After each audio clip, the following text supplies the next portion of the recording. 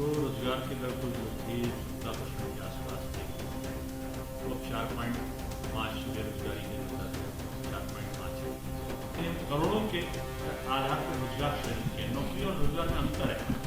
हमने रोजगार के अवसर सृजित करे। तो मकान फूंक दिए जाते थे, हजारों लोग घायल और बेघर हो जाते थे। 4 सालों में क्या एक भी सांप्रदायिक दंगा हुआ है क्या? नमस्कार, मैं हूं शिवेंद्र श्रीवास्तव और आप देख रहे हैं यूपी तक। यूपी तक की इस खास पेशकश में शामिल है यूपी सरकार के 4 साल जो पूरे हुए हैं, उसके बाद सरकार किस मुहाने पर है, क्या सोचती है और उसने क्या ऐसी उपलब्धियां हासिल की हैं जिसके बिना पर वो चाहते हैं कि 2022 के चुनाव में वो फिर से उत्तर प्रदेश में आए। हमारे साथ प्रदेश के उप मुख्यमंत्री डॉक्टर दिनेश शर्मा, जो कि उच्च शिक्षा के भी मंत्री हैं, उनसे बात करेंगे और उनसे जानेंगे कि सरकार की क्या उपलब्धियां हैं और आखिरकार सरकार किस तरह से आगे के लिए देख रही है। सर, सबसे पहले तो आपका यूपी तक में स्वागत है। धन्यवाद आपका। सर, ये बताइए, 4 साल पूरे हो गए उत्तर प्रदेश में बीजेपी की सरकार के। आप लोग अपने आप को कहाँ पाते हैं, अपने तरीके से कहाँ अपने आप को पास मानते हैं और कहाँ फेल मानते हैं? देखिए, जब हम आए थे तो रोजगार की दर तो जो थी 17% के आसपास थी, वो अब 4.5 बेरोजगारी की जो दर है 4.5 रह गई है। हमारी जो प्रति व्यक्ति आय थी वो दोगुनी के आसपास हो गई है 4 सालों में।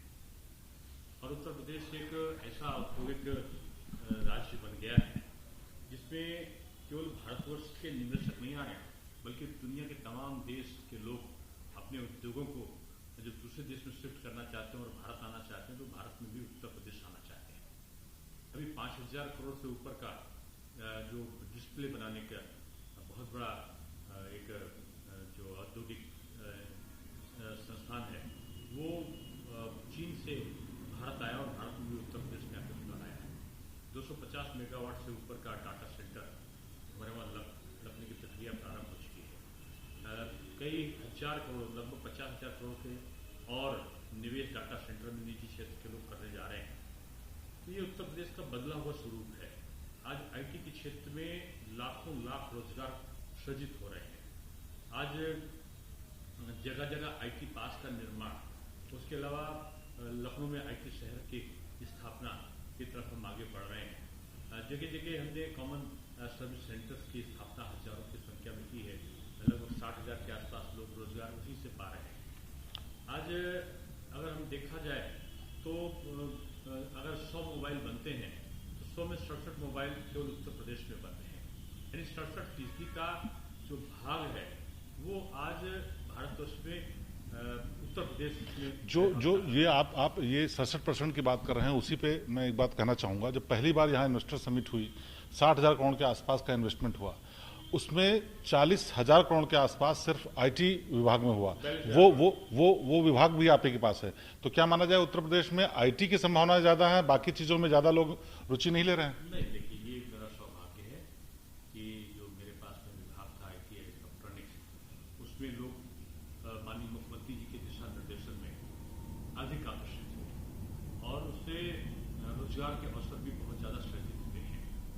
आज जिस तरीके से आईटी कंपनीज आ रही हैं, जिस तरीके से डाटा सेंटर आ रहे हैं, तो मैं समझता हूँ कि उत्तर प्रदेश का के लोगों का भाग्य खुलने वाला है और खासतौर से नौजवानों को जो रोजगार के अवसर हैं बेहतरी के साथ, बड़ी तेजी के साथ में मिल रहे हैं। लेकिन एक बात देखने को मिली, जिस तरह से 60% से ज्यादा आईटी सेक्टर में ही निवेश हुआ पहली इन्वेस्टर समिट के बाद, उस तरह से अगर सरकार चाहती, सरकार को चाहिए था बल्कि कि इसी फील्ड को ज्यादा वो प्रमोट करे और इसको हाईलाइट करती, लेकिन इसकी बजाय और भी दूसरे निवेदन कर दूं कि जो लगभग 3 लाख लोगों को रोजगार मिला था और 5 वर्ष में रखा गया था 3 लाख लोगों को रोजगार देने के लिए, जो विनिर्माण आईटी इलेक्ट्रॉनिक विनिर्माण नीति बनी थी 2017 में, उसमें लक्ष्य रखा गया था कि हम 5 वर्ष में 3 लाख के आसपास जो है रोजगार देंगे और 30,000 करोड़ का हम इन्वेस्टमेंट देंगे। मुझे खुशी है कि वो 5 साल का जो लक्ष्य था वो 3 साल में पूरा हो गया। 3 साल में पूरा होने के बाद में हमने जो आईटी इलेक्ट्रॉनिक विनिर्माण नीति 2020 को दोबारा बनाया और उसमें हमने लक्ष्य रखा कि 4 लाख लोगों को नौकरी देंगे और 40,000 करोड़ का इन्वेस्टमेंट करेंगे। इसका लक्ष्य करके अभी हमने 2020 में आईटी विनिर्माण नीति 2020 को पास किया है। तो ये एक अवसर उपलब्ध कराने की सबसे बड़ी परिकल्पना है माननीय मुख्यमंत्री जी के नेतृत्व में 4,68,000 करोड़ रुपए जो हमने इन्वेस्टर मीट दोबारा करी थी उसमें हुए, तो लोगों ने हास्य करते हुए बोला कि ये केवल हवाई बात है।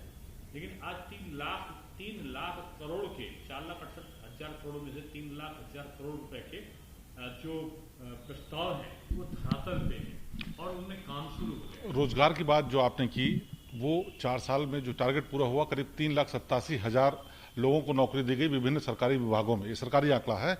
और इसी के साथ विपक्ष ये भी कहता है कि सरकार जब बात करती है, मुख्यमंत्री जब बात करते हैं तो कहते हैं कि 1 लाख रोजगार सृजन किया जाएगा। बीच में उन्होंने 50 लाख रोजगार सृजन करने की भी बात कही। तो आखिरकार वो रोजगार कहाँ? क्या लोगों को कोई अगर अपने तरीके से काम करना चाहता है उसको भी रोजगार में मान लिया जाता है? देखिए, अगर इसको मान लेते हैं तो 1,10,00,000 के आसपास मनरेगा के रोजगार सृजित हुए, उनको मैंने गिनाया नहीं। लेकिन जो नई इकाइयों में जो रोजगार सृजित हुए 33 लाख के आसपास हुए हैं। जो डिफेंस कॉरिडोर है जिसमें 50,000 करोड़ का हम इन्वेस्टमेंट कर रहे हैं, उसमें 5 लाख लोगों को रोजगार सृजित होगा। जो MSME की इकाइयां हैं 8 लाख के आसपास, उनमें 52 लाख श्रमिकों को हमारा रोजगार मिल रहा है। और जो हमने यहाँ पर कामगारों को स्किल मैपिंग कराए के रोजगार देने की किया है, उसमें भी कई लाख लोगों को हम रोजगार देने जा रहे हैं।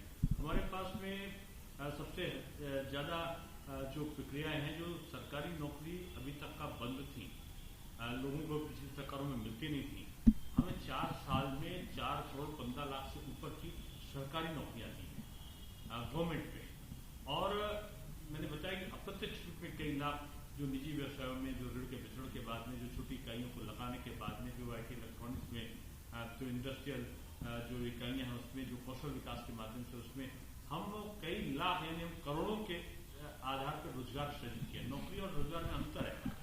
हमने रोजगार के अवसर सृजित करे और निजी क्षेत्र में नौकरियां भी सृजित की, सरकारी क्षेत्र में भी नौकरियों का आंकड़ा हमने आज तक आजादी के इतिहास के बाद सबसे ज्यादा नौकरियां देने का काम किया। रोजगार और इन्वेस्टमेंट के अलावा आपके पास जो मुख्य रूप से जो विभाग है, शिक्षा विभाग, उच्च शिक्षा, माध्यमिक शिक्षा, क्या आपको लगता है इस 4 साल में क्या बदलाव आया शिक्षा में जो कि पहले की सरकारों में नहीं था? और इन 4 सालों में आप कहाँ देखते हैं कि क्या सुधार हुए हैं? मैं इतने ही कहूंगा कि 2016-2017 के पहले की परिकल्पना आप खुद करें, अगर पत्रकार के नाते आप घूमते होंगे तो जब बोर्ड की परीक्षा चलती थी तो कई जगह लाठीचार्ज होते थे, कई लोग सर पड़ते थे, कई लोग गिरफ्तार होते थे। ट्रकों में भरकर नकल सामग्री बाहर जाती थी और नकल माफियाओं को वर्चस्व था। सत्र अनियमित थे, पाठ्यक्रम आजादी के बाद से वही चले आ रहे थे, रोजगार का के साथ में उनका सामंजस्य नहीं था। हमारी सरकार आने के बाद में हमारी पहली प्राथमिकता शिक्षा होगी और शिक्षा में जो नकल करके, जब मैं 20 तारीख को 19 मार्च को शपथ ग्रहण करी और 20 मार्च को विजिट करने गया तो बोर्ड की परीक्षाएं चल रही थी हाईस्कूल में की। एक परीक्षा केंद्र गया तो वहां से बाहर से एक छोटी सी मेटाडोर कापी और किताबों के भरी हुई बाहर निकल रही। मैंने पूछा कहां जा रही? तो उन्होंने बताया नकल सामग्री पकड़ी गई। ये हाल परीक्षा केंद्रों में था। परीक्षा केंद्रों को हमने ऑनलाइन किया। जो 14-15 हजार परीक्षा केंद्र होते थे उसमें 7,786 परीक्षा केंद्र हम लोगों ने घटा के कर दिया। यानी बढ़ने के बजाय परीक्षा केंद्र हमारे आधे हो गए और आधे परीक्षा केंद्र को ऑनलाइन परीक्षा केंद्रों को किया। लेकिन आपके कार्यकाल में करीब हर साल 11-12 लाख छात्रों ने परीक्षा भी छोड़ दी। पहले साल छोड़ी, उसके बाद आप नहीं छोड़ रहे। पहले साल लोगों ने जो छोड़ी, क्या वजह लगती है आपको? क्यों रहा है? था कि मिस्टर ए की जगह बैठकर मिस्टर बी देते थे परीक्षा। कापी शिविर श्रीवास्तव जी की होती थी और लिखने वाले दिनेश शर्मा होते थे। उनको लेखक बोला जाता था। मिस्टर ए की जगह मिस्टर बी बैठ के देते थे और वो लेखक होते थे। कई लाख रुपए का कॉन्ट्रैक्ट हुआ करता था।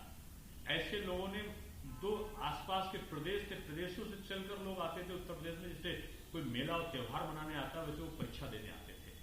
लाखों लाख यानी करोड़ों का व्यवसाय हुआ करता था नकल का, कि यहाँ पर परीक्षा देने वाला बैठा होता था सऊदी अरब में और उसकी जगह बैठकर दूसरा परीक्षा यहाँ पर दिया करता था।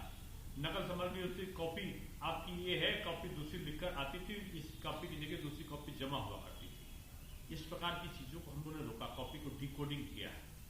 हर परीक्षा केंद्र को पर हमने स्टैटिक मजिस्ट्रेट को अपॉइंट किया। नहीं, लेकिन परीक्षा केंद्र में कंट्रोल रूम हुआ। 1,91,000 CCTV कैमरों को लगाया। हर जगह पे एक मॉनिटरिंग सेल हुआ, एक सेंट्रलाइज मॉनिटरिंग सेल लखनऊ में खोला गया, और इन सब चीज को हम लोगों ने बगैर एक को गिरफ्तार किए केवल आधार से लिंक कर दिया उनका नॉमिनेशन। नहीं, लेकिन दिनेश शर्मा जा रहे हैं तो उनकी फोटो का आई कार्ड वहीं पे होगा और लिखा हुआ होगा कि दिनेश शर्मा की जगह मिस्टर ए की जगह मिस्टर बी नहीं बैठ सकते। नहीं, लेकिन ये अव्यवस्था जो सालों साल फैली रही, तो ये केवल सरकारों की मंशा पे ही नहीं सकती, अधिकारी भी शामिल होंगे। क्या आप लोगों ने अधिकारियों पर भी इतनी नकेल कसी? क्योंकि अधिकारियों के साथ ही नेटवर्क काम कर सकता था। मेरा मानना है कि अधिकारी ऊपर के नेतृत्व की मंशा को देखते हैं। अगर राजनीतिक नेतृत्व कमजोर है और राजनीतिक नेतृत्व भ्रष्टाचार में संलिप्त होने की भावना रखता है, तो नीचे के अधिकारी पर अंकुश आप नहीं रख सकते। अधिकारी अपने बॉस की आंखों का इशारा देखता है, और मैं समझता हूं कि वही अधिकारी या कर्मचारी जिनके बारे में लोग आरोपित करते थे, उन्होंने इसको पारदर्शी काम कराने के लिए अपना योगदान। आपने एक और काम किया, पूरे पाठ्यक्रम के दौरान आपने एक बदलाव किया कि अब एनसीईआरटी की बुक्स चलेंगी। वो जो प्राइवेट प्लेयर्स थे, जो तमाम और चीजें थी, उसके पीछे का रीजन क्या था? इसमें भी बहुत बड़ा धंधा होता था। शिक्षा धंधा का माध्यम बन गया था कि यहाँ पर होता क्या था कि लखनऊ में एक पेपर आया और पता लगा कानपुर में एक पेपर कोई किताब पढ़ रहा है, तो कानपुर में दूसरे लेखक की किताब, तो आपका प्रयागराज में किसी और की, और वो पुस्तकों के मनमाने दाम में वो छपती थी, और मनमाने दाम में छपने के बाद उनके कोर्स का शेड्यूल भी अजीब तरीके का होता था, क्योंकि पाठ्यक्रम मनचाहे ढंग से पढ़ाया जा रहा था। वो घिसा पिटा जो आजादी के बाद से था वही चला आ रहा था। कोई भी माध्यमिक शिक्षा परिषद में पाठ्यक्रम के परिवर्तन की हिम्मत नहीं करता था, क्योंकि एक बहुत बड़ा रैकेट जो प्रिंटर्स का था वो चला आ रहा था।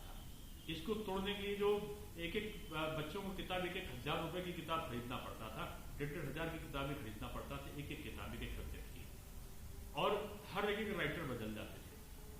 हम लोगों ने एनसीईआरटी के पाठ्यक्रम के साथ साथ उत्तर प्रदेश के पाठ्यक्रम को जोड़ा। एक पाठ्यक्रम परिवर्तन समिति का गठन किया गया, विद्युत लोगों की, प्रदेश की, और महीनों बैठ के मैं भी उसके साथ में बैठा, और हम लोगों ने बैठ के पाठ्यक्रम के परिवर्तन की भूमिका को रचना किया, पाठ्यक्रम का परिवर्तन किया। एनसीईआरटी के पैटर्न पर हमने अपने कोर्स शेड्यूल को बनाया और उसके आधार पर पाठ्यक्रम को लागू किया। आप विश्वास नहीं करेंगे, 20 से 25 वर्ष पहले जो पुस्तक के मूल्य थे, आप उत्तर प्रदेश में जाकर पता करिए, आज जो एक किताब एनसीईआरटी की हमारे हाई स्कूल इंटर बोर्ड में मिल रही है, उसके दाम 20 साल पहले कुछ रहे होंगे, वही दाम पे आज मिल रहा है। नहीं तो क्या विपक्षी इसीलिए कहते हैं कि जो सरकार एक तरफ रोजगार के अवसर पैदा करने की बात करती है और दूसरा पूरा नेटवर्क ही खत्म कर दिया, जो एक बड़ा रोजगार का होता प्रिंटर्स का, या शिक्षा माफियाओं का रोजगार बिगड़ा है। प्रिंटर्स माफिया जो छदम रूप में पुस्तकों को छिपा के लेते थे, दाम 10 गुना 20 गुना लेते थे, उनका रोजगार रुका है। अपराधियों का रोजगार रुका है, और विभिन्न प्रकार के पर्चे छापे जाते थे। नकली कॉपियां हम लोगों ने छापे डाल के कॉपी को प्रिंट करने वाले नकली प्रेसों को पकड़ा है, पेपर का पब्लिकेशन करने वाले लोगों को पकड़ा है। अब आज एक जिले में कोई पेपर है, दूसरे जिले में दूसरा पेपर होगा। ये नहीं कि आज एक पेपर आउट हुआ तो पूरे प्रदेश में पेपर आउट हो जाएगा, ऐसा नहीं है। तो ये बहुत बड़ा नेटवर्क था जिसको मेरे ख्याल से आपने तोड़ा।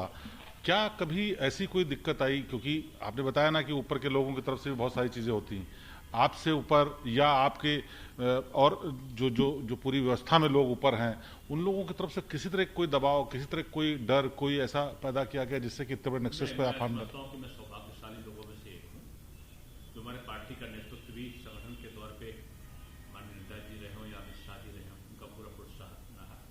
और उत्तर प्रदेश के यशस्वी मुख्यमंत्री का जो कुशलतम नेतृत्व है, वो पारदर्शिता के लिए मैं समझता हूँ जाना जाता है। उन्होंने खुली छूट दे रखी थी कि आप सुधार के लिए कुछ भी करिए, लेकिन पारदर्शिता और पवित्रता शिक्षा के क्षेत्र में बना रहे। अच्छा, आपके पास उच्च शिक्षा भी रही है अभी भी, और विश्वविद्यालय तमाम उत्तर प्रदेश के हैं, उनकी भी हालत बहुत अच्छी नहीं थी। अपने पास फंड्स नहीं थे, टीचर्स को देने के लिए कई कई जगह शिकायतें आती थी कि पैसे का स्वयं इंतजाम करना है। इसके लिए जो सेल्फ फाइनेंस कोर्स भी शुरू किए गए थे कई यूनिवर्सिटीज में। क्या उस दिशा में कुछ ऐसा सुधार हुआ जिसको मानते हैं कि अब स्वयं अपने हिसाब से अपने खर्चे निकाल सकते हैं, या फिर तमाम और जो व्यवस्था में सुधार होने की जरूरत थी, चाहे वो वहाँ पे? विश्वविद्यालयों के जो आर्थिक ढांचा है उसको ठीक करने का काम किया है। उनसे कुछ विश्वविद्यालयों के जो महाविद्यालय थे उनको संबद्ध कराने की जो प्रक्रिया थी, वो एक में पता चला हजारों हैं और दूसरे में 10 नहीं है। तो तो जिसमें 10 नहीं है वो आर्थिक रूप में विपन्न था। तो ऐसे इसको बैलेंस बनाने का काम सबसे पहले किया कि सभी विश्वविद्यालयों में एक बैलेंस हो, कि उनसे विश्वविद्यालय के साथ में जो महाविद्यालयों की संबद्धता है, जिससे आय का सृजन होता है, तो उसमें इक्वल डिस्ट्रीब्यूशन हो।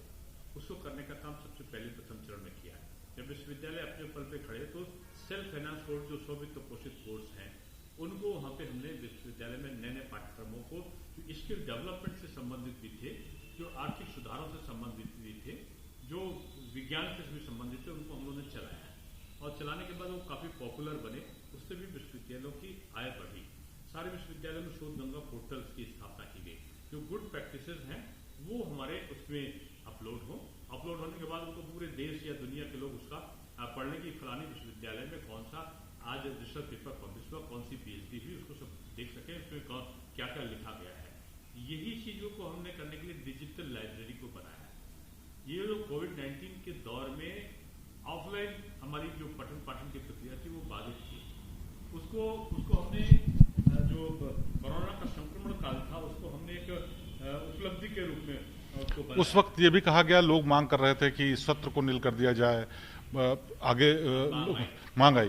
क्या मंशा थी उसके पीछे सत्र निल न करने की? सत्र नियमित करने से हम छात्रों के भविष्य को बेकार नहीं कर सकते, इसलिए हमने उसको नियमित भी रहे और पठन पाठन प्रक्रिया भी बाधित ना हो। हमने व्हाट्सएप ग्रुप को बनवाया लाखों की संख्या में, हमने ई पोर्टल, हमने स्वयं प्रभा चैनल, ज्ञान गंगा चैनल के साथ साथ दूरदर्शन के साथ में टाई अप किया। जो अच्छे लेक्चर्स थे, टीचर्स थे, उनके लेक्चर्स को अपलोड किया वीडियो और ऑडियो के रूप में, और ऑनलाइन टीचिंग को हमने बढ़ावा दिया। ऑनलाइन टीचिंग के माध्यम से हमने हायर एजुकेशन में भी और सेकेंडरी एजुकेशन में भी जो अपार सफलता मिली। जैसे क्लासरूम में जो टीचर पढ़ाता था वही अपने लेक्चर उसके जब बच्चे पढ़ते थे घर में बैठकर, तो उन्होंने इसका आनंद भी लिया और ऑनलाइन टीचिंग एक क्रांतिकारी परिवर्तन के रूप में उत्तर प्रदेश में आ गई और लोकप्रिय भी हुई और लोगों ने इसको ग्राह्य भी किया। और पाठ्यक्रम हमारा सत्र का जो अनियमितीकरण था वो नियमितीकरण में परिवर्तित हुआ। अभी आपने हाल में एक ऐलान किया कि अयोध्या में भगवान श्री राम पे एक यूनिवर्सिटी बनाई जाएगी। उसमें हालांकि कुछ लोगों ने सवाल भी उठाया कि क्या भगवान राम पे ही बननी चाहिए और भी दूसरे धर्म के लोग हैं उनकी नहीं बननी चाहिए।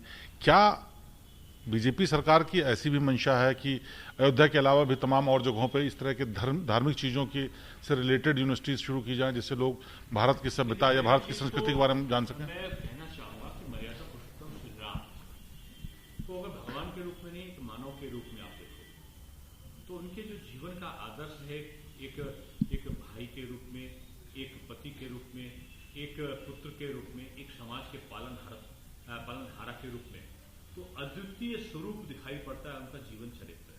रामचरितमानस का या भगवान श्री राम के नाम पर निजी क्षेत्र के लोगों ने विश्वविद्यालय की परिकल्पना का प्रस्ताव भेजा हमारे पास में। उस प्रस्ताव को हमको अच्छा लगा है।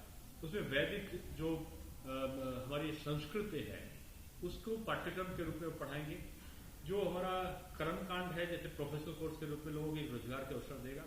आज कर्मकांड का कोई वो कर्मकांडी व्यक्ति नहीं मिल पाता, मुश्किल से मिलता है, तो उसकी शिक्षा देंगे। जो रिसर्च होगा हमारे धर्म ग्रंथों पर, जो अच्छी चीजों के लिए, जो समाज को मजबूत करने के लिए है, उस पे एक रिसर्च, एक वास्तविकता आ जाए, जो विभिन्न प्रकार की चीजें हैं। और ज्योतिष के ऊपर जो हमारा पूरी दुनिया में जिसके लिए हम जाने जाते हैं, और उस पर हमारा शोध हो, उस पर हमारा वो हो, ये तमाम प्रकल्पों को मिलाकर श्री राम विश्वविद्यालय की स्थापना के प्रस्ताव हमारे पास में आए।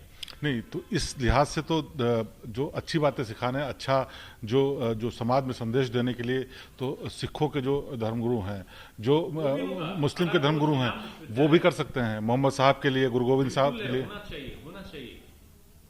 मोहम्मद साहब, क्या उनको सरकार पूरी सपोर्ट करेगी अगर ऐसे प्रस्ताव आते हैं? नहीं करेगी, बिल्कुल करेगी। हम एक धर्म के लिए थोड़ी कर रहे हैं, हम तो एक सामाजिक परिवर्तन के लिए कर रहे हैं। लोगों में मनोभावना हो।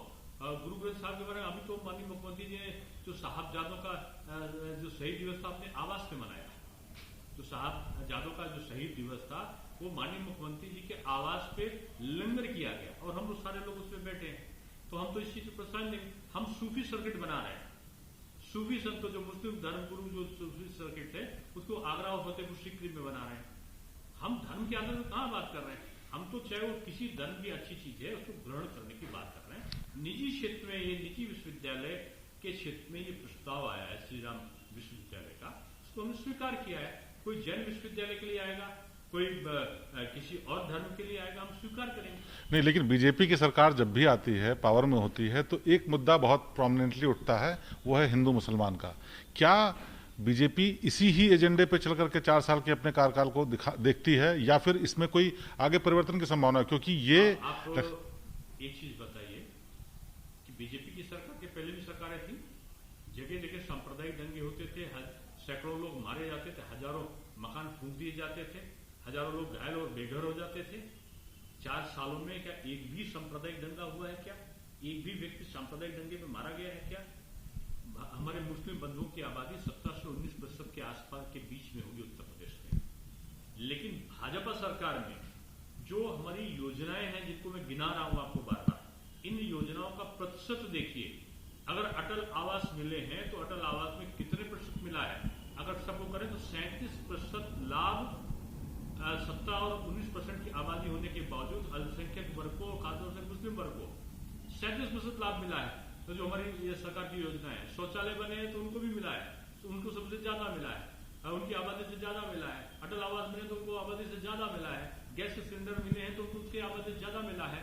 सम्मान निधि आई है तो उनको उसकी आबादी से ज्यादा मिला है। तो फिर क्या वजह है कि लगातार ऐसा माहौल रहता है कि मुस्लिम वोटर्स जो है, मुस्लिम जो सपोर्टर्स है, वो बीजेपी को एक हिंदू वाली पार्टी ही मानकर चलता है और भरोसा नहीं कर पाता? नहीं, देखिए, मुझको लगता है कि इसमें भ्रम की स्थिति विपक्ष ने पैदा करने की कोशिश की है।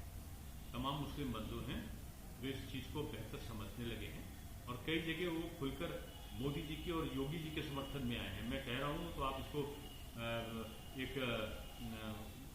उक्ति के रूप में देख सकते हो, लेकिन ये वास्तविकता है। कई परिप्रेक्ष्य में लोगों ने सही मायने में इसको स्वीकार किया है और तेजी के साथ लोग हमारे समर्थन में आए।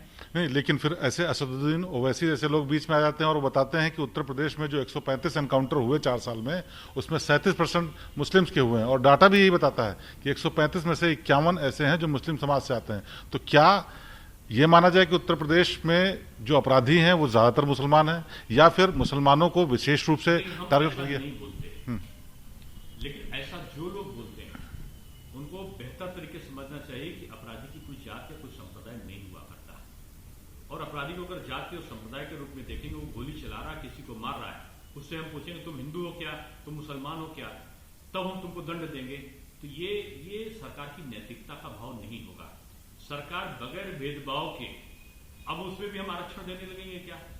उसमें भी हम संप्रदाय के आधार पर विभाजन करने लगेंगे क्या? नहीं कर सकते। अपराधी अपराधी है, उसका कोई जाति और धर्म नहीं है। उत्तर प्रदेश में पुलिस को खुली छूट है नियम के अनुसार कार्रवाई करने का। नियम के जो भी विधिक कार्रवाई का उल्लंघन करता है उसको दंडित करने का उसको अधिकार है नियम के अनुसार। लेकिन विपक्षी पार्टी ऐसे सवाल उठाती हैं, तो क्या ये इसका उनको पॉलिटिकल गेन मिलता है? ये उनकी हीन भावना बोलती है। अब ये अलग बात, वो कहते हैं मेरे कार्यकर्ता मारे जा रहे हैं। अगर आप अपराधी आपने कर रखा है ऐसा, तो इसमें सरकार का क्या दोष, पुलिस का क्या दोष? अच्छा, हाल के दिनों में उत्तर प्रदेश सरकार ने बहुत बड़े अभियान चलाए, चाहे वो मुख्तार अंसारी हो, अतीक अहमद हो, सुंदर भाटी हो, चाहे धनंजय सिंह हो, बड़े बड़े माफियाओं पे हाथ डाला और यहां तक की सिचुएशन ये आ गई कि उत्तर प्रदेश में लोग तख्ती लटका के टहलने लगे कि हमारी जान बख्श दो। कुछ लोगों ने कोर्ट की शरण ले ली, कुछ दूसरे राज्यों में चले गए। लेकिन अगर एनसीआरबी के डेटा देखा जाए तो बहुत ज्यादा बदलाव अपराध में नहीं दिखता, मुकदमों में नहीं दिखता। 2017 से लेकर 2020-21 के अगर 20 तक के आंकड़े एनसीआरबी की तरफ से, एनसीआरबी नेशनल क्राइम रिपोर्ट, मैंने वो आंकड़े नहीं देखे हैं, लेकिन उत्तर प्रदेश सरकार का अधिकृत आंकड़ा मैं बता रहा हूं कि आज तक आजादी के बाद सबसे कम अपराधों का वर्ष रहा है 2020-21। हत्याएं भी कम हुई हैं और 2016 के अपेक्षा अगर देख लीजिए तो कई प्रतिशत, मैं समझता हूं कि 20% से ऊपर अपराध कम हुए हैं। आज चाहे वो महिलाओं के उत्पीड़न के संदर्भ में हो, हत्या, डकैती, छिनौती के संबंध में हो, डकैती के संबंध में हो, प्रत्येक क्षेत्र में अपराध आज कम हुए हैं। नहीं, मैं नेशनल रिकॉर्ड ब्यूरो की बात कर रहा हूं, जो कि राष्ट्रीय एजेंसी है सरकार की ही। उनके मुताबिक 2020 में जो आंकड़े थे 2017-16 की तुलना में बढ़ गए थे। 2020-21 की बात हम इसलिए ज्यादा उतने नहीं कर सकते प्रभावशाली तरीके से, क्योंकि कोरोना का टाइम था, उस दौरान सब चीजें बदली हैं। क्या सरकार जब अपने आंकड़े पेश करती है उसमें बताती है पर लाख पे इतने कम अपराध हैं, क्योंकि दूसरे स्टेट से कंपेयर करती है। एनसीआर भी जब डेटा देता है तो अपराध के नंबर्स पे देता है। क्या ये आंकड़ों के बाजीगरी नहीं है या फिर वाकई उत्तर प्रदेश? मैं उन आधारों का तुलना या विश्लेषण नहीं कर रहा हूं, लेकिन मैं इतना कह रहा हूं कि उत्तर प्रदेश की आबादी ज्यादा है, तो उत्तर प्रदेश में अगर संख्या के आधार पर कोई तुलना करेगा तो अगर एक आबादी वाला है 2 लाख या 5 लाख वाला या 50 लाख वाला और एक है 24 करोड़ वाला उत्तर प्रदेश, तो 24 करोड़ में आंकड़े तो ज्यादा संख्या में तो ज्यादा आएंगे कि 24 करोड़ में अपराध वो रेशियो प्रतिशत कम होगा लेकिन उनकी संख्या ज्यादा होगी। तो मैं समझता हूं अगर उस तरीके के आंकड़ों का आप तुलना कर रहे हैं तो वो सही नहीं है। प्रतिशत में अगर आप देखिए तो हमारे आंकड़े सरकार के जो अपराध की संख्या सरकारी आंकड़े जो हमारे उत्तर प्रदेश के हैं काफी कम। अच्छा, उत्तर प्रदेश में 4 साल में और बहुत सारी चीज़ों में बदलाव है, चाहे इंफ्रास्ट्रक्चर हो, कृषि हो और सब चीज़ों में हो। सबसे बड़ा अचीवमेंट सरकार के तौर पे क्या मानते हैं कि प्रदेश में 4 साल में ये सब चीज़ें ज़्यादा बदल गई, बड़ा बदलाव? कानून का राज्य स्थापित हुआ, जो किसान हैं उनकी आय को दोगुनी करने की तरफ हम तेजी के साथ बढ़े, गन्ने का भुगतान हमने किया, नकलविहीन परीक्षा हमने संपादित कराई, पाठ्यक्रमों का हमने परिवर्तन किया, हम 79 महाविद्यालय, 248 विद्यालय सेकेंडरी के और 3 विश्वविद्यालय राज्य के विश्वविद्यालय, उनके अलावा एक स्पोर्ट्स यूनिवर्सिटी, एक विधि यूनिवर्सिटी, एक आयुष यूनिवर्सिटी, 2 वेटरनरी यूनिवर्सिटी, इन सबको हम खोलने की तरफ आगे बढ़ रहे हैं। हमने 32 के आसपास मेडिकल कॉलेज बनाए, 12 पहले थे, 4 साल में हमने 32 के आसपास मेडिकल कॉलेज बनाए। गोरखपुर में और अमेठी में एम्स हमारा बन रहा है, रायबरेली में हमारा एम्स बन रहा है। तो ये परिवर्तन की श्रृंखला है कि डिफेंस कॉरिडोर हम बना रहे हैं, हर घर नल की व्यवस्था हम करा रहे हैं। बुंदेलखंड जो सूखा पानी से रहा करता था उसमें हम पानी भेज रहे हैं। तो ये हम पूर्वांचल एक्सप्रेस भी एक तरफ बना रहे हैं, तो दूसरी तरफ हम बुंदेलखंड एक्सप्रेस बना रहे हैं, तो तीसरी तरफ हम गंगा एक्सप्रेस भी बनाने की तरफ आगे बढ़ गए हैं। तो एक तरफ गोरखपुर लिंक रोड है, तो दूसरी तरफ बलिया लिंक रोड है, दूसरी आउटर रिंग रोड लखनऊ का है। चारों तरफ देखो आपको सड़कों का जाल बिछ रहा है। बिल्कुल बदलाव काफी दिखता है, लेकिन इसके बावजूद समाजवादी पार्टी के राष्ट्रीय अध्यक्ष अखिलेश यादव जब भी प्रेस कॉन्फ्रेंस करते हैं, बात करते हैं, तो कहते हैं कि ये सरकार उद्घाटन का उद्घाटन करती है। जो उनकी सरकार में शुरू हुआ था, चाहे मेट्रो हो, एक्सप्रेसवे हो, चाहे वो एक्सप्रेसवे आगरा से लखनऊ वाला हो, या और बहुत सारी चीजें हैं प्रोजेक्ट्स। एक एक्सप्रेसवे का जो अधूरा छोड़ के गए थे उसका इतना उल्लेख हो गया, उस एक्सप्रेसवे के अधूरे एक्सप्रेसवे को हम लोगों ने बनाया। उसके बाद हम 3 एक्सप्रेसवे, उनसे बड़े बड़े एक्सप्रेसवे, उनसे चौड़े एक्सप्रेसवे बना रहे हैं। एक मेट्रो को केवल आलमबाग से चारबाग तक का केवल कुछ किलोमीटर का छोड़ गए थे, उसको हम लोगों ने पुरानिया तक पहुंचाने का काम के अलावा आगरा में, ग्रेटर नोएडा में, गाजियाबाद में, नोएडा में, कानपुर में, गोरखपुर में, वाराणसी में, झांसी में हम मेट्रो लगा रहे हैं। तो हम 8 जगह लगा रहे हैं, वो एक जगह के बखान करके, वो भी आधा भी नहीं, चौथाई करके गए। और बलिया ऐसी जगह पर शिलान्यास का पत्थर लगा था, जमीन भी केवल भी पानी में डूबी हुई थी। आने के बाद हमने उस विश्वविद्यालय को बनाया, तो कह दो कि हमने तो शिलान्यास कर दिया था, पैसे का आवंटन आपने किया नहीं, जमीन का आवंटन आपने किया नहीं, शिलान्यास आप करके चले आए। आपने ऐसी जगहों पर किया, हमने शिलान्यास भी किया है तो पैसे का आवंटन भी किया है। आज आजमगढ़ यूनिवर्सिटी के लिए पैसे का आवंटन हो जाए, पैसा चला गया, अलीगढ़ के लिए पैसा चला गया, सहारनपुर के लिए पैसा चला गया, जमीनें हमने खरीद ली, जमीनों का आवंटन हमने कर दिया। आज जितना भी हमारे एक्सप्रेस वे बन रहे हैं उनका पूरा पैसा का हमने इंतजाम कर दिया है, तब हम बात कर रहे हैं।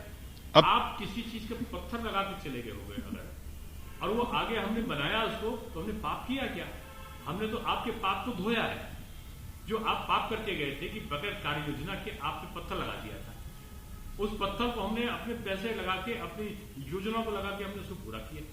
4 साल पूरे हो गए, 4 साल में बहुत सारी आपने उपलब्धियां गिनाई, अब 1 साल अभी और बचा है। सरकार में होने के नाते आपको क्या लगता है कौन सी ऐसी सबसे बड़ी जरूरतें हैं अभी जो इस 1 साल में टारगेट करके पूरी करनी चाहिए सरकार? हमारा लक्ष्य है नौजवानों को ज्यादा से ज्यादा रोजगार देना, शिक्षा में एक शैक्षिक परिवर्तन लाना, IT इलेक्ट्रॉनिक्स के नए रोजगार के अवसर को सृजित करना, या किसानों की आय को दोगुनी करने के साथ साथ उनके समय से भुगतान हो। आज हम धान का क्रैकेन, गेहूं का क्रैकेन, गन्ने का पूरा भुगतान, 1,30,000 करोड़ से ऊपर का भुगतान हम लोग कर रहे हैं। हम MSP से भी 1.5 गुने दाम पे उनकी खरीद कर रहे हैं। तो ये एक बेहतर बदलाव की क्रम हमारा ठीक से चलता रहे। हम अच्छा इंफ्रास्ट्रक्चर भी दें, महिलाओं के सम्मान के लिए उनको बराबरी का दर्जा मिले, उसके लिए भी हम तमाम कार्य योजनाएं जो हमने दी वो हमारी सफलता के साथ संपादित हो सके। आने वाले वक्त में अब दो चुनाव हैं। सबसे पहले तो ये पंचायत का चुनाव आने वाला है, जिसमें अभी आरक्षण की नीति बदली गई और उसके बाद दूसरी आरक्षण नीति बनने के बाद उसके हिसाब चुनाव होगा, और एक तरीके से ये बड़ा टेस्ट है विधानसभा चुनाव से पहले। क्या लगता है कि इस चुनाव के नतीजे विधानसभा के चुनाव के नतीजों को प्रभावित करेंगे, इस लिहाज से तैयारी हो रही है? नहीं, देखिए, बीजेपी का बूथ स्तर तक का गठन है और हमारे गठन में हमारा बूथ स्तर तक का कार्यकर्ता काम करता है। हम चुनाव को चुनाव के दृष्टि से नहीं, केवल हित साध्य और शासन सत्ता तक पहुंच बनाए रखने के लिए हम चुनाव नहीं लड़ा करते। हम चुनाव में व्यापक परिवर्तन हो और लोगों में लोकतंत्र के प्रति आस्था और अधिक बलवती हो, इसके लिए हम काम करते हैं। और मैं समझता हूं कि जो निचले पंचायत के चुनाव हैं ये एक प्रभावी तौर पे होंगे। हालांकि विधानसभा और पंचायत के चुनाव दो अलग अलग होते हैं, लेकिन फिर भी इन दोनों का सहसंबंध तो निश्चित रूप में होता है। अभी हमने उपचुनाव जीते हैं, 7 में से 6 उपचुनाव विधानसभा के जीते हैं। अभी हमने जो MLC के चुनाव शिक्षक के हुए थे, हमने 9 में से 6 सीटें जीती हैं। एक और चीज, बहुत महत्वपूर्ण चीज रही है, महिला सुरक्षा को लेकर के यूपी सरकार लगातार दावे करती रही। शुरुआत में एंटी रोमियो स्क्वाड शुरू किया, तो अब महिला जो मिशन शक्ति है वो शुरू किया। लेकिन क्या आपको लगता है जितना काम महिलाओं की सुरक्षा के लिए हो रहा है वो ठीक हो रहा है? क्योंकि बहुत सारे मामले ऐसे होते रहते हैं जिसमें बार बार सरकार को बैकफुट पे आना पड़ता है, चाहे हाथरस का मामला हो, उन्नाव के बहुत सारे मामले हों, और इस तरीके से तमाम ऐसे मामले होते रहते हैं प्रदेश में। क्या अभी इस पर और काम किए जाने की जरूरत है जिससे कि सुधार हो? देखिए, निश्चित रूप में सतत काम करने की प्रक्रिया जारी भी रहे, उसमें वृद्धि हो, ये सरकार का प्रयत्न है। और जो दुर्भाग्यपूर्ण घटनाओं का आपने जिक्र किया, ये नहीं होनी चाहिए थी, बात सत्य है। लेकिन ये बात उससे ज्यादा सत्य है कि पहले ये घटनाएं आम तरीके से हुआ करती थी, इनका कोई जिक्र तक नहीं हो पाता था, क्योंकि ये आम थी, रोज हुआ करती थी। और रोज इस प्रकार की घटनाएं एक एक दिन में 10-10 घटनाएं भी होती थी, उनका जिक्र तक इसलिए नहीं हो पाता था कि लोगों के मन में भावना आ गई थी पिछली सरकारों में बढ़ते हुए अपराध को देखते हुए, ये घटनाएं तो आम है, ये तो होंगी इनके सरकार में। अब हमने उस पर अंकुश लगाया पूरे प्रदेश में। पूरे प्रदेश में अंकुश लगाने के बाद जब एक आधी घटनाएं कहीं घटती हैं तो वो चर्चा का विषय बनती हैं, और चर्चा का विषय इसलिए भी बनती है कि घटना घटते ही हम उस पर कार्रवाई कर देते हैं, तत्काल कार्रवाई करते हैं, और कार्रवाई करते ही वो चर्चा का विषय बन जाता है। चलिए, ठीक है। एक आखिरी सवाल, और 2022 करीब है, पंचायत चुनाव के ठीक बाद वो चुनाव मोड में जाने वाली हैं सारी पॉलिटिकल पार्टीज। पिछली बार की जो जीत थी बीजेपी के लिए ऐतिहासिक जीत थी, इस बार किस तरह से देखते हैं? क्या उस जीत को दोहरा पाएंगे या कुछ कमी है, लगता है, जो आपको लगता है कि सुधारने की जरूरत है, उसके बाद ऐसा होगा? पिछली बार जो नारा था वो था अब की बार 300 पार, और हमने 300 पार किया था। अब की तो यही है कि अब की बार पिछला रिकॉर्ड पार है। तो बहुत बहुत शुक्रिया हमसे बात करने के लिए। तो ये डॉक्टर दिनेश शर्मा, उप मुख्यमंत्री उत्तर प्रदेश सरकार, जो कि बता रहे थे कि 4 साल में उत्तर प्रदेश सरकार ने क्या किया और आगे का क्या प्लान है, और साथ ही साथ आने वाले चुनाव को लेकर के सरकार की क्या सोच है और क्या उनकी प्लानिंग है, इस पर भी बात की। और अब इसी तरीके से जो तमाम सरकार के लोग हैं वो भी सरकार की तमाम उपलब्धियों के बारे में बात कर रहे हैं, और आने वाला वक्त कैसा होगा ये तो बताएगा रिजल्ट्स के बाद। लेकिन फिलहाल उत्तर प्रदेश सरकार 4 साल की जश्न मनाने की तैयारी में है, क्योंकि उन्होंने अपने तरीके से सफलतापूर्वक ये पूरा वक्त पूरा किया है। कैमरामैन हरीश खानपाल के साथ शिवेंद्र स्टूडियो।